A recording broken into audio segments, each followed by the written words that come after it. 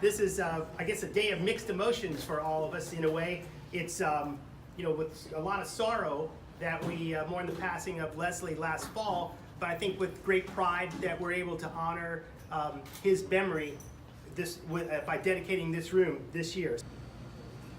Leslie was really embodied the community. Everybody who met Leslie understood he was an authentic human being, no pretense, no hidden agenda, a tireless worker, great ambassador for the community, an advocate for Pinecrest, and really, most of all, a wonderful, wonderful person. He embodied the essence of Pinecrest, a person whose spirit I think we need to definitely look to carry on through the dedication here. And somebody, along with that first council, that the way you all handle things, the way he handled things, we can look back on when we inevitably face the difficult processes of change that we go through as a community. And the work that you all did, you were able to process great change in the community, but it wasn't disruptive.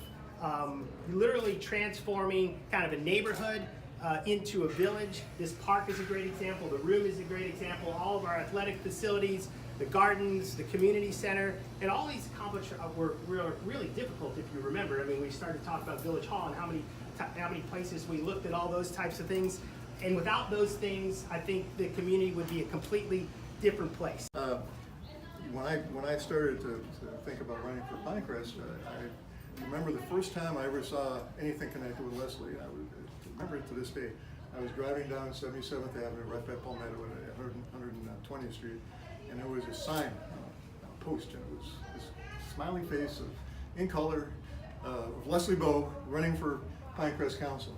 And I remember I said, I hope I'm not running against that guy. I can't handle that. I met Leslie when he was campaigning, and it was crazy. He wasn't the favorite. He was not supposed to win. He was not part of the team. He was not. Everybody says he was part of the team, but he wasn't. He wasn't part of the slate to win. He knocked on every door. It was crazy. And all of a sudden, the momentum changed so quickly. You know, everybody thinks, oh, he just walked in. No, he knocked on every door. And I remember he was running against Rennick, who was the state senator. And everybody said, Rennick's going to win. Leslie Bowe won. So we probably talked 4 or 5 days a week about the stupidest things. Almost never about Pinecrest. Everything else. We became best of friends. And he would call me about the funniest things. And when he worked at the school board with Riva, who's one of his dear friends, he'd talk about issues, not about Pinecrest, but the bigger picture. That's who I always looked at, for the bigger picture of Dade County. And I miss him. I had big shoes to fill because I was the person who was going to be representing seat 3 after Leslie termed out. And it was a situation where he really had a high standard in what he was doing, and I tried really hard to continue with that standard, and I think that that's been the real legacy that he has given to the village, to try to make sure that the volunteers that come forward, step forward to go into that role as an elected official, is people that are really have this community at heart. And I think that that's one of his biggest achievements. Councilmember Hokemer talked to us about honoring Leslie in some way.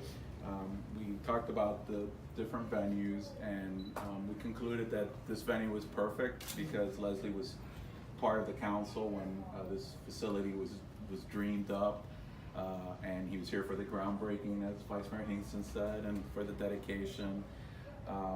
And in fact, Bob and Cindy will remember meeting in this room for many years. This was our unofficial council chamber before we finally built the municipal center.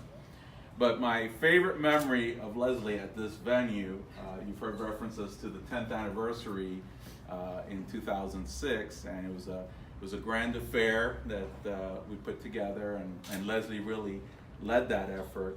And we had a concert that evening by Casey and the Sunshine Band. And you know, they say a picture is worth 1,000 words. Leslie was going to introduce KC and came out, you know, looking like he just stepped out of the 70s. And, you know, that was Leslie, always wanting to be dramatic. And like someone said, he loved a good party. So we miss him, and this will be one way we can always remember. Kind of heard it all. Fun, kind, very bright, read everything. He knew where the bodies were buried down at Miami-Dade County Public Schools. I mean, people will come in the office all the time to know how to do something. Leslie knew how to get it done. Tireless, up all the time, and generous.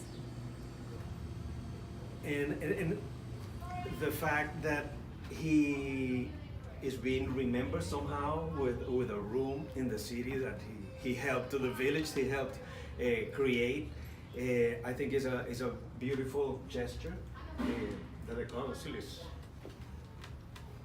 is doing, and he will be very proud. One. There we go.